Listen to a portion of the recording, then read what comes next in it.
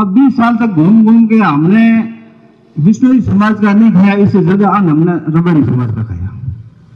और मेरे पर रबाड़ी समाज का बहुत ही ज्यादा यह रानीवाड़ा क्षेत्र के लोगों का एहसान है। और चुनाव लड़ने से पहले ही हमारी तो व्यवस्था इनके साथ थी। अब साहब मुझे रोका जा रहा है कि आप मान जाओगे, उनको कह रहा है इनको नहीं बुलाओगे, तो यार मेरा 20 साल का इन्वेस्टमेंट का क्या होगा? अब साल भर बाद में मेरे बच्चे की शादी है, मैंने तो सारा इन्वेस्टमेंट का जमा नहीं कर दिया। तो अब मैं तो ये चाहता हूँ कि भाई ये चुनाव निकल जाए 23 का, उसके बाद ही बच्चे की शादी हो तो कम से कम मोटर तो आएगी। नहीं तो मैंने तो इनके यहाँ गया, इनके बोला यार अब मार लो कर दिया मामला।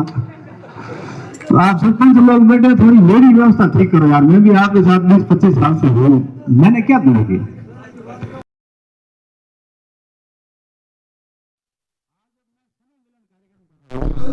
कल नारायण सिंह जी ने सुने मिलने कार्यक्रम रखा था, अब ये तो रखते नहीं है। इन्होंने तो साथ एक टूरिस्ट पॉइंट बना रखा है रानीवाड़ा को, जैसे मैं पिछली बार गोवा गया था मुझे उस टाइप से तो गोवा समझ रही रानीवाड़ा को। 7-8 गाड़ियां आती है जेड ड्रेस में, हाँ हो धा तू कर जगह पत्रकार में 1 to 1 कर उमट सावन दिन पास रवाना।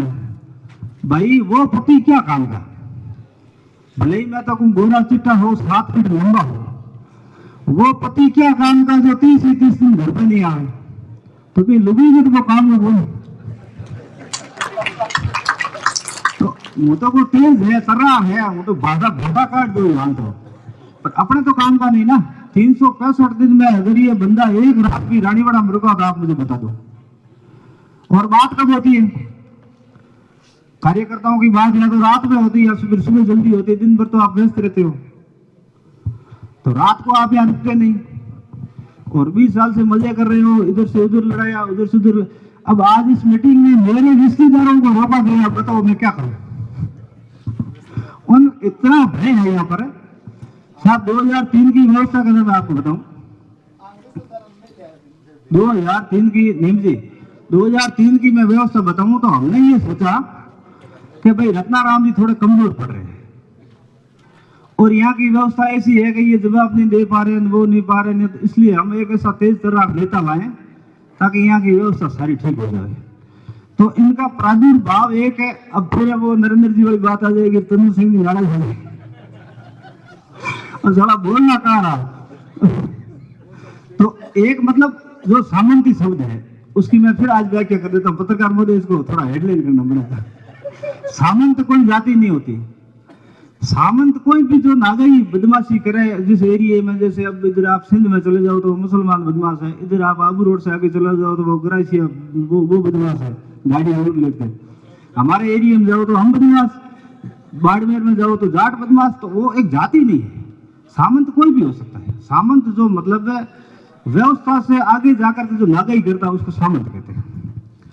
तो एक सामंती व्यवस्था हमको ऐसा लगा कि यार 2003 आ रहा है तो अपने एक ऐसा करे तो फिर ये व्यवस्था ठीक हो जाएगी।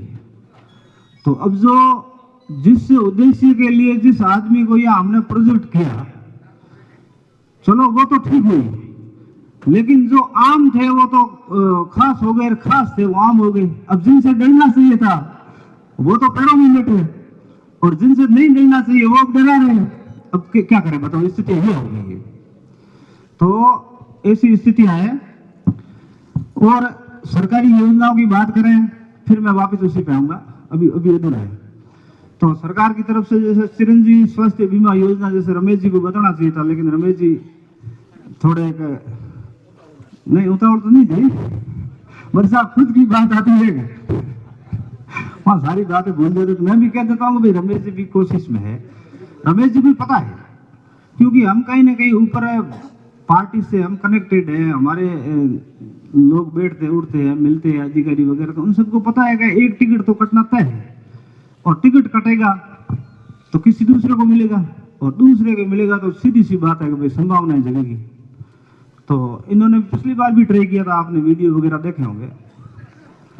तो राजनीति है, राजनीति में कई बार मेरे साथ होते हैं, वो कभी खिलाफ हो जाते हैं। मैं देखो मेरे क्षेत्र से 3 बार चुनाव लड़ा हूँ, हमारे एरिया से 2 बार हरा, तीसरी बार जीता। बीच में मैं 2 चुनाव और लड़ लिया, एक सेवाड़ा मोकात्रा से तो बीच में याद आ गया, तो यहाँ मुद्दा बना के ये बाहर का आदमी है, बाहर का प्रत्याशी है।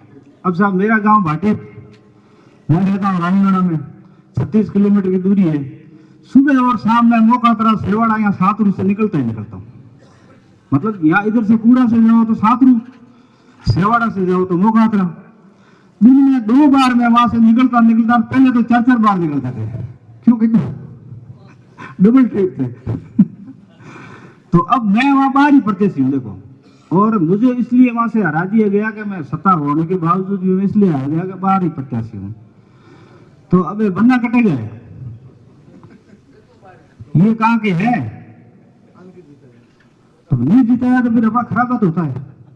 और उसके बाद साहब मैं रोपसी ऑलरेडी चला गया, तो वहां तो और भी ज्यादा मुद्दा बना रह गया, विष्णु हन बारलो है, थोड़ा तो खेतर पूरा बेचाई है, पटवारी हो गया गोलजी वगैरह के अरे बैठे थोड़ा तो हिंग प्रो करिए घोड़ के तो था मोनी को मरे, फिर वो बाहरी प्रत्याशी। तो अब अपने भी व्यवस्था ठीक हो गई है, अपने सब कुछ सक्षम है अपने एरिया के लोग, सुबह मिले शाम मिले, शादी है ब्याह है, इसमें आना चाहिए। अब नेताओं को कहते हैं तो कहते शादी ब्याह मत में आऊंगा नहीं, फोन में उठाऊंगा नहीं, और आऊंगा तो आपकी थाली में 100 रुपये लिखाऊंगा नहीं। अब बताओ ऐसे नेता का क्या करना। अब खोटे सिक्के को कितने साल तक दौड़ा, ये बताओ। 20 साल तो मार्केट में चला दिया, अब नहीं चल रहा है। भारतीय रिजर्व बैंक का 10 का सिक्का अपने यहाँ नहीं चलता है, तो ये खोटा सिक्का कैसे चलाए भाई। अब तो बस करो बाबा, माफ करो यार, ये रानीवाड़ा की भोली जनता को माफ करो। हाथा जोड़ी मैं इस लाइव के और मीडिया के माध्यम से मैं सबको कह रहा हूँ कि ये देश विदेश में लोग देख रहे हैं, तो अब तो बस करो बाबा। आपको राज्यपाल बनना है, आपको लोकसभा लड़ना है, आपको जो लड़ना हम तैयार है, और किसको करना है उनको हम गला पकड़ के कह देंगे कि भाई हम माने छुटकारा आगे भेजो। ऐसे लोगों को तो यूपी और बिहार का प्रभारी बनना चाहिए, एवं पार्टी कमजोर है, 23,000 नेताओं की आवश्यकता वहां पे। देखो वहां प्रियंका जी अकेले कोशिश कर रहे हैं यूपी के अंदर, फिर भी मामला ठीक नहीं हो रहा है। तो ऐसे अगर 2-4 नेता और साथ हो जाए तो यूपी पता कर लेंगे, और 24 में अपनी कांग्रेस की सरकार बन जाएगी। तो ऐसे लोगों को वहां काम लगाना चाहिए। यहाँ तो यार अपने धोती वाला आदमी चाहिए, अपने साथ बैठ जाए, पेड़ लेते बैठ जाए, अपने साथ खाना खा ले, कोई भेदभाव नहीं।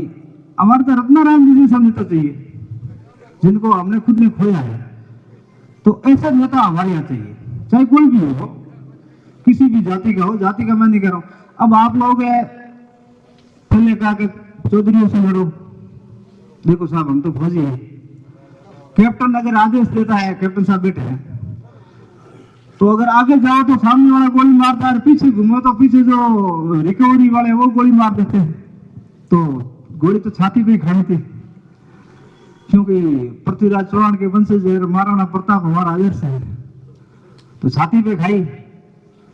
अब 20 साल तक घूम घूम के हमने विष्णुई समाज का नहीं खाया, इससे ज्यादा अन्न हमने रबरी समाज का खाया। और मेरे पर रबरी समाज का बहुत ही ज्यादा ये रानीवाड़ा क्षेत्र के लोगों का एहसान है, और चुनाव लड़ने से पहले ही हमारी तो व्यवस्था इनके साथ थी। अब साहब मुझे रोका जा रहा है कि आप मान जाओगे, उनको कह रहा है इनको नहीं बुलाओगे, तो यार मेरा 20 साल का इन्वेस्टमेंट का क्या होगा। अब साल भर बाद में मेरे बच्चे की शादी है, मैंने तो सारा इन्वेस्टमेंट के समाज में कर दिया। तो अब मैं तो ये चाहता हूँ कि भाई ये चुनाव निकल गए 23 का, उसके बाद ही बच्चे की शादी हो तो कम से कम मुंह तो आएगी। नहीं तो मैंने तो इनकी बोला यार, अब मार लो कर दिया मामला। तो आप सरपंच लोग बैठे, थोड़ी मेरी व्यवस्था ठीक करो यार, मैं भी आपके साथ 20-25 साल से हूँ, मैंने क्या गुनाह किया। अब आप बताओ मैंने क्या गुनाह किया। मेरे को चुनाव लड़वाया, मेरे को कहा तेरे लिए मैंने पंचायत समिति नहीं बना ली, और संयोग से ही मुझे कुंभलगढ़ भेज दिया जहां मेरा महाराणा प्रताप ही आदर्श था। और आप जाना ही होंगे, गंगाराम जी बार चित्तौड़ की उदयपुर के दौरे करके आए थे, जो महाराणा प्रताप के सारे। तो गंगाराम जी वहां से मिट्टी लेके आए और अपने घर में छिड़की वो मिट्टी, तो मैं आ गई यार, झगड़ा तो बड़ा ही करे। तो माना कुंभलगढ़ ले गया। अब कुंभलगढ़ ले गया यार, बेटा ललकारिया ना वो महाराणा प्रताप जाएगी मैं तो भेद कूद गया, हालांकि छोड़ी पर कूद ना आए तो गया। तो हमें चुनाव लड़ा गया। चुनाव लड़ाने के बाद फिर ये सब की व्यवस्था की, हमको एक कमरे में बिठा कर पीछे टिकट किसी और को दे दिया। अब कह रहेगा हम क्या करें, उसने वोट नहीं दिया, उसने वोट नहीं दिया। अरे यार, उसने वोट नहीं दिया तो पार्टी थी, आप नेता थे, टिकट दे देते। चलो टिकट नहीं देते तो समझाइश तो करते। मैं तो साहब 5वें प्रयास में 21 साल के बाद में चुनाव जीता था। तो 7 तारीख को चुनाव जीते, 9 तारीख की रात को वहां से निकलना था और 10 तारीख को सुबह फॉर्म भरने थे।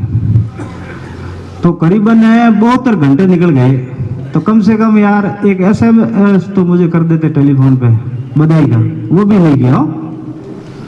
और फिर क्या हुआ, बंद कमरे में क्या बातें हुई क्या नहीं, वो मैं सार्वजनिक नहीं करूंगा क्योंकि मैं इतना घिरा